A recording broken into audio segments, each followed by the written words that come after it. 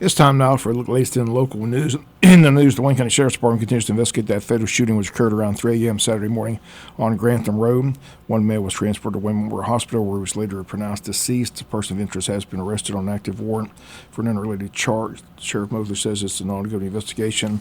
Ask if anyone has any information about the shooting with cameras on Grantham Road to contact the Sheriff's Department at 912-427-5970 or to remain anonymous. You can call 912-427-5970.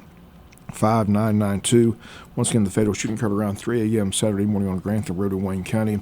More details are expected to be released later this afternoon. I'll have more details for you tomorrow here on the local news. We continue with our interviews from last Thursday's Eggs and Issues Breakfast as the Wayne County Chamber of Commerce hosted their annual event. Our local representatives were on hand. Today we'll hear from State Representative Buddy Deloach. Here, State Representative Buddy Deloach, everybody wants to know what's going to take place up there in Atlanta once the session gets underway. Your thoughts on what all we can see and what we can expect? Well, first of all, when I get there, I'm gonna start thinking about getting it over with so I can come back to Wayne County where I see my friends and get something good to eat. It's going to be an interesting session. A lot of politics going to dominate, but we've got some big issues to deal with, and it mostly comes down to funding the programs that are important to Georgians and solving some of the problems that we create the session before. We always have to go back and fix some of those, so that'll be part of what we do. Yeah, as you mentioned, funding's a big thing. Department of Corrections is a big issue. The governor's already talked about that. Your thoughts on what all's going to take place there? Well, I think Senator Tiller has pretty well got it figured out. And by the way, Chairman Stephen Meeks is an important player in that budget process. But they've worked hard. I have a feeling that this first round of funding is not going to be nearly enough. That's a huge problem. We literally have the prisoners in this state running the prisons. And we have murders within the prison far too often. And if you know someone who's serving in one of those prisons, they need to serve their time, but they don't need to fear for their life every single day. So besides taking care of the safety of the guards and the people that work in the prison, we owe a duty to people that we incarcerate to keep them safe while they're in there. What's going on now is just horrible. One topic you talked about today is looking after our veterans. As you mentioned, a lot of these young men go off and serve and do several deployments and come back and need help. Your thoughts on that, and talk a little bit about what you talked about here today. Well, we have some facilities around the state to deal with those mental health issues, but we've got facilities built that are standing vacant today, and particularly those, there's one in Milledgeville that was built for temporarily housing those veterans that come back that have serious mental health issues. And it's not for permanent housing, it's a place to house them while they're getting the treatment they need so they can go back into the community. And we desperately need that in the state of Georgia today, and I'm going to push hard to get that funding, to get that facility open. As you mentioned, too, it's going to be an interesting session because, as you mentioned, a lot of politicians will be jockeying for higher positions. So your thoughts on that? Would they be able to focus on what they need to get done before they seek greener pastures, I guess? Some of those that I suspect will be seeking higher office are incredibly dedicated to the job that they're doing now.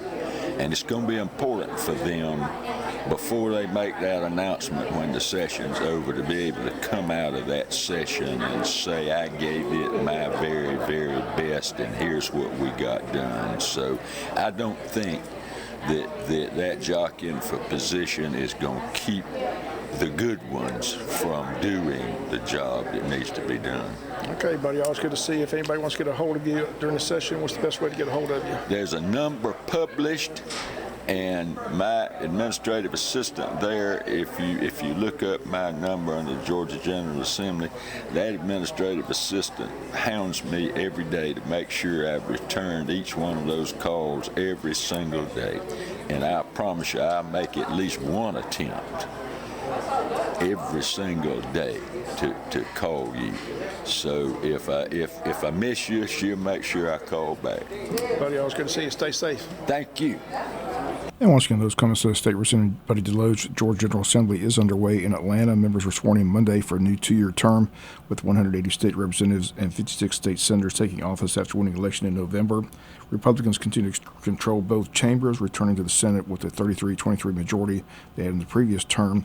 Republicans' majority in the state House narrowed by 2 seats to a 180-80 edge after court-ordered redistricting. There are only 18 new members of the House and 4 new members in the Senate. Top issues include Governor Kemp's push to limit lawsuit verdicts and proposed responses to September's deadly shooting at Appalachia High School in Winder, Georgia. Revenue growth is slowing, but Georgia has an $11 billion surplus lawmakers can spend if the governor so desires. Georgia leaders are applauding a relief package that Congress passed in December to help with the Hurricane Helene recovery, but they say more needs to be done as the hurricane caused billions of dollars in damage across the state from Valdosta to Augusta after Hurricane Michael back in 2018. The state of Georgia allocated $470 million on top of federal spending that included $200 million in income tax credits for timber and pecan farmers to replant trees and $69 million to help state and local agencies cover emergency response costs. State officials have already approved a plan for $100 million in loans to affected farmers and timber owners. Another issue is in the session, lawmakers have promised prioritizing banning transgender women and girls from competing in high school sports. Lawmakers of both chambers also said they will pursue legislation to address violence and deaths in Georgia prisons. Once again, the session underway. WIFO will continue to follow and check in with our local delegation during the legislative session. We'll be back with more news after this word from our sponsor, the commercial messages, so please stay tuned. Other news, Wayne County Board of Education meets today for the first time in the year 2025. It's a work session at 6 p.m. at the Tech Center. On the agenda, approval of board officer elections, board chair and board vice chair, an update on capital outlay projects. You get an update on where the board stands on their ag facility and their ROTC building and weight room. Again, they still have to bid those projects out. A couple items on the agenda: House Bill 581, new single statewide homestead exemption act, and Senate Bill 233, Georgia Promise Scholarship Act. Juneteenth holiday on the agenda, several board policies, financial report, executive session, discuss personnel, all that today at 6 p.m. at the Tech Center. WIFO fan will be on hand, have a full report for tomorrow here on the local news. Reminder that Gleason Copeland Upper County Landing is temporarily closed this week to the public on account of military training exercises taking place. County says for the safety of the public and for the people involved in the exercise, the landing is temporarily closed to the public. Once again, it's being used this week for military training and exercises, so just a reminder, it's closed this week to the general public. We'll be back with some final news notes after this word from our sponsor, the commercial messages, so please stay tuned. Final notes and news: a week from today, a community blood drive taking place at Wayne Memorial Hospital. The Blood Connection, a supplemental blood provider for Wayne Memorial Hospital, is holding the blood drive in the hospital parking lot on Tuesday, January 21st from 11 to 6. All donors will receive a $40 gift card from the Blood Connection. Again, the blood mobile will be located on the right side of the main parking lot near the cafeteria. To make an appointment to donate blood, they ask that you log on to their website, bloodconnection.org, type in Jesup or the sponsor code 7980. Appointments are encouraged, but walk-ins will be welcome. Again, that's taking place a week from today, Tuesday, January 21st at Wayne Memorial Hospital.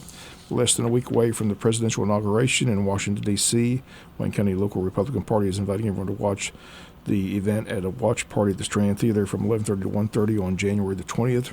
Refreshments may be purchased from the theater during the event. Once again, this is hosted by the local Republican Party in Wayne County, but everyone is invited to attend. Annual Martin Luther King Parade in Jesup will be held this Saturday, January 18th, beginning at 1 p.m. Grand Marshals will be Dr. Brian Simon and Tierra Smith. The parade lineup will begin at 12 noon with the parade at 1 p.m. Then on Sunday, January 18th, the service at 5 p.m. at Bennett Missionary Baptist Church. Guest speaker will be State Representative Al Williams. That's going to do it for latest in local news. Sports comes your way in a few minutes. Bob Morgan, have a great day.